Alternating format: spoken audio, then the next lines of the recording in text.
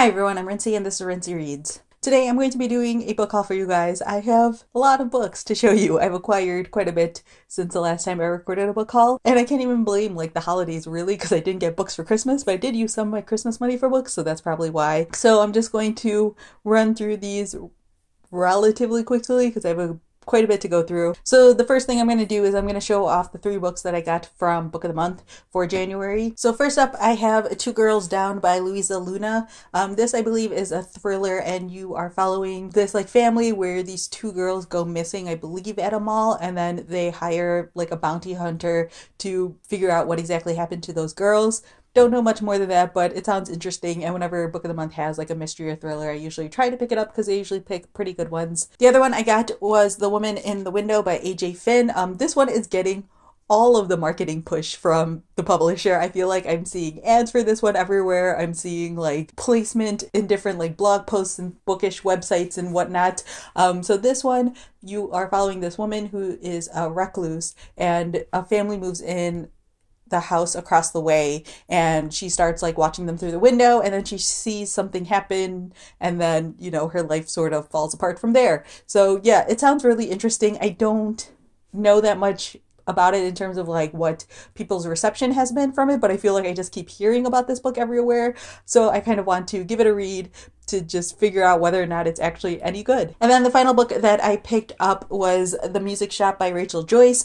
Rachel Joyce wrote The Unlikely Pilgrimage of Harold Fry, which I read a number of years ago, and I really enjoyed it. It was a really just strong, heartfelt story. In this one, there is like this music shop at the end of a street that like random people just sort of like wander into, and it's sort of like a touch point for a bunch of different people in the area, and the owner there is really good at like finding the exact piece of music that you need in your life at that moment, apparently. And I believe it's about like him and this woman he comes across who comes into a shop or something along those lines. I don't know, but I really like The Unlikely Pilgrimage of Harold Fry, and so I'm hoping that this has a similar sort of like heartfelt feeling to it. All right, next up, Penguin has sent me a number of different books, so I'm just going to run through those really quickly. The first one is There's Someone Inside Your House by Stephanie Perkins. This is Stephanie Perkins' sort of like thriller horror type book. It was like pitched as being sort of like Scream but with romance. Stephanie Perkins wrote Anna and the French Kiss, Isla and the Boy Next Door, and Lola and the Happily Ever After. I might have mixed those up a little bit. But anyways, I really enjoyed those books. They're just like cute, fun, romantic stories. And when I found out she was writing a horror story, I was very intrigued. So I ended up getting that from the publisher. Then I got Beasts Made of Night by Tochi Onyebuchi. This one I don't know too much about other than it's a fantasy story, and I was mostly intrigued by this one because of the cover, completely honest. Like, I don't think you're going to be able to see it on camera here, but I highly recommend looking up the cover as an image online because it's really cool because it looks like a face, but then there are all these other like animals in the silhouettes here. It's really, really fantastic. I literally know nothing about this story. And then the other one that I got from Penguin Teen was Forest of a Thousand Lanterns by Julie C. Dow. If you watched my Bout of Books TBR, you would have seen that this is on my reading list for this week. I'm recording this book haul a little bit early, so there's a chance I will have read it.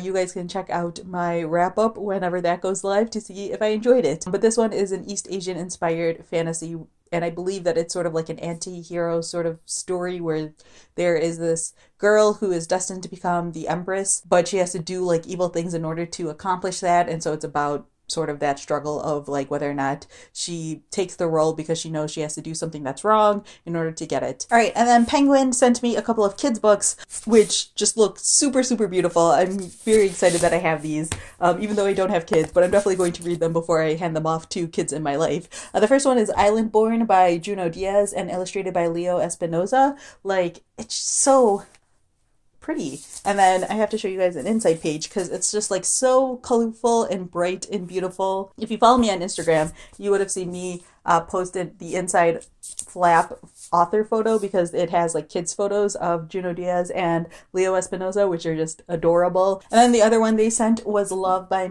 Matt De La Pena and illustrated by Lauren Long. This is another one that is just completely beautiful. This one is a little bit different in terms of like word count. It's a little bit less words per page, and the illustrations look a little different, but it features a bunch of different types of people and families, which is always nice. All right, and then next up, I have a couple of books that I bought for myself as Christmas presents to myself. Like I said, I had a little bit of Christmas money, so I spent some of it on books. The first one I picked up is Big Magic: Creative Living Beyond Fear by Elizabeth Gilbert. This one is one that I read a number of years ago, like when it was first came out, but I didn't own my own copy of it, and then I saw it in the Barnes & Noble clearance section, so I decided to pick it up because I really enjoyed this book, and I really enjoy the way Elizabeth Gilbert talks about work and creativity, and this is one that I knew I wanted to revisit, and so I picked up a physical copy for myself. Then I picked up a copy of Rich People Problems by Kevin Kwan. This is the third book in the Crazy Rich Asian series. I've already read this one as well, but I didn't own a physical copy of it. I got an e-arc of it, and I really enjoyed this series. I own the other two books. If you are looking for something fun, fast-paced, just full of hilarity, I highly recommend this series. You are basically following this like upper class society in China, and it's so much fun. I will link to my review of Crazy Rich Asians in case you haven't read it yet, and it's going to be a movie.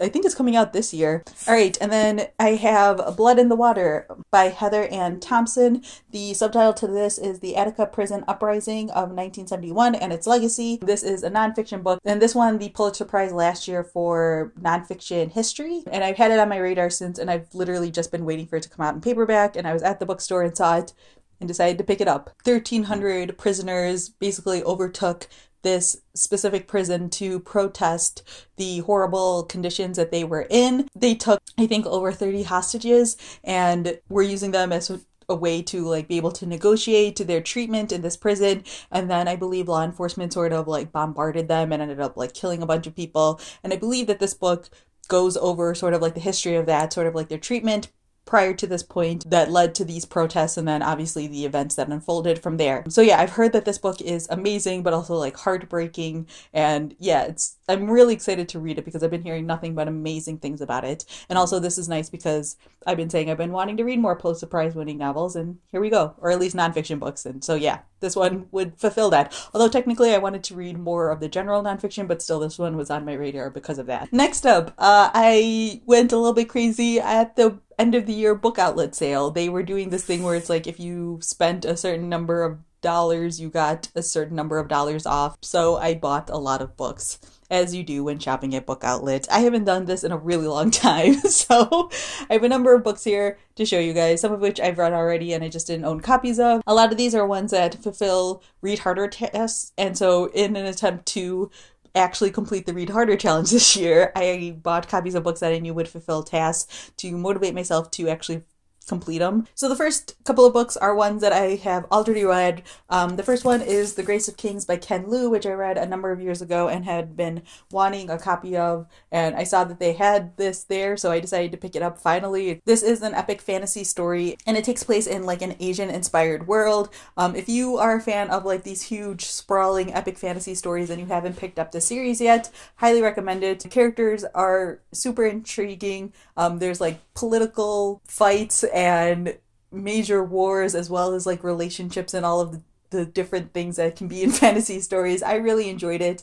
I'm not huge on epic fantasy stories, but I found this one to be intriguing enough that it really held my interest, and I kept going with the series. But since I saw that they had Grace of Kings, I checked, and they also had The Wall of Storms, which is the second book in the series. So yes, I have just finished this one up. I really enjoyed it as well. I really enjoy the characters here. I'm not going to do a full review here, but yeah, I ended up picking up 2 physical copies of this to have on my shelves. And then the next one that I got was The Language of Secrets by Asma Zainat Khan. This is the second mystery in the Esakatak series. The first one is The Unquiet Dead, which I just got a copy of within the last couple of months. I had read these when they all originally came out, but I bought them from the library, and I basically just had my eye out for copies of these that I could have on my bookshelf, and so I checked Book Outlet and they had a copy of this one, so I grabbed it. Next, I picked up a copy of A Wrinkle in Time. I've been wanting to read this since the movie's coming out this year, and then also this would fulfill the Read Harder task of read a children's classic. But the question that I have for you guys is, if you have read these books, let me know if you've read the full series and if I should read the full series or not. I've never read these books before, before, so I have no idea what they're like. If you need to read all 4 or 5 of them, I think there's 4, or if I can just read the first one, let me know down in the comments. Then I picked up a copy of Under a Painted Sky by Stacey Lee. This book I picked up for the Read a Western task, and this has been one that's been on my radar for a number of years now. It takes place in like the late 1800s, I believe, and you are following this Chinese girl who does something, believe it's like physically hurt or kill someone in self-defense, and so she has to run away, and she gets help from this slave girl, and they end up starting in Missouri. They start to head west along the Oregon Trail. So yeah, I've heard really good things about this one, and I'm not someone who reads a lot of Westerns, so I was very concerned about this task in the Read Harder challenge, but when I found out this counted as a Western, I definitely wanted to pick this one up. Then I picked up a copy of Super Mutant Magic Academy by Jillian Tamaki. This counts for both read a comic that is written and illustrated by the same person, as well as read a comic written or illustrated by a person of color. I'm only going to count it for one because I don't like doubling up on challenges, but which one I fill it out for is just going to depend on what's easier for me to get another book that fulfills one of those other tasks. I've heard really great things about this one, and it's been on my list of ones to read for a long time now, so I got this. Then I ended up picking up a copy of A Bollywood Affair by Sonali Dev. This is one where I ended up just sort of impulsively throwing it in my cart because this fulfills the task of read a romance either by or featuring a person of color. I knew that it would be hard for me to pick up a romance book otherwise, so I kind of threw it in my cart as a way to motivate myself to complete this task. Alright, and then the rest of these books are just ones that looked interesting or just ones that I had been wanting to read for a while. So the next one that I got is Before We Visit the Goddess. This is one that's been on my radar for a couple of years now, and I feel like everyone who I'm friends with who has read this book has really enjoyed it. I know that this spans like multiple generations of women, and it spans from like Bengal, India to like Houston, Texas. So I always enjoy multi-generational stories, especially if they are people of Indian descent. So yes, very excited to have this. Next, I got The Way Things Were by Atish Taseer. I've never heard of this book before. I don't know anyone who has read this book, but I saw it and like the cover intrigued me online, and I looked up the synopsis and it sounds really interesting. You are following this man whose father is like a Sanskritist and passes away, and so the son has to return his ashes to his birthplace in India, and then I think he just has to like reckon with his family's history or something along those lines.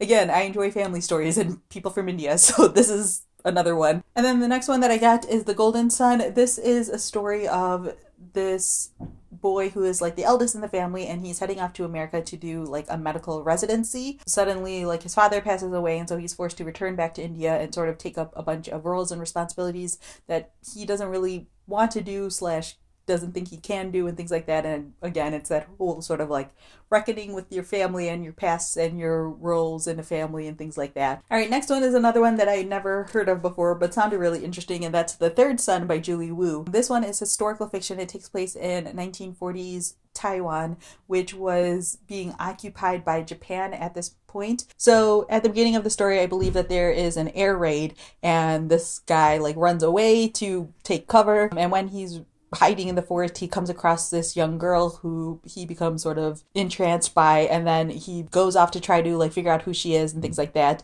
And the next time that he finds her, she is by his like oldest brother's side. That's all I know. Sounds really interesting. I'm someone who is kind of over World War II historical fiction, but I like it if it is like a different perspective or takes place in a different country that's not like the US or Europe. And then the final book that I got from Book Outlet is the one that I am the most excited that they had, and that is The Dry by Jane Harper. This is a mystery story, and I know literally zero things about this mystery, and I want to know zero things before I read it. This is a book that multiple people in my life have raved about. A lot of people have also compared it to Tana French in the sense of it having like really interesting writing and really interesting characters. I don't know anyone who's read this and hasn't loved it. It was on a bunch of people that I know's like best of lists even for 2017. I've been wanting to read it. I saw that they had it at Book Outlet. I grabbed it. I have a very strong feeling I'm going to read this relatively soon because she also has a new book. I think it's like the second book in the series coming out in February. So I definitely want to read this sooner rather than later so I can pick up the second book in the series relatively soon too. That's a lot more books than I talk about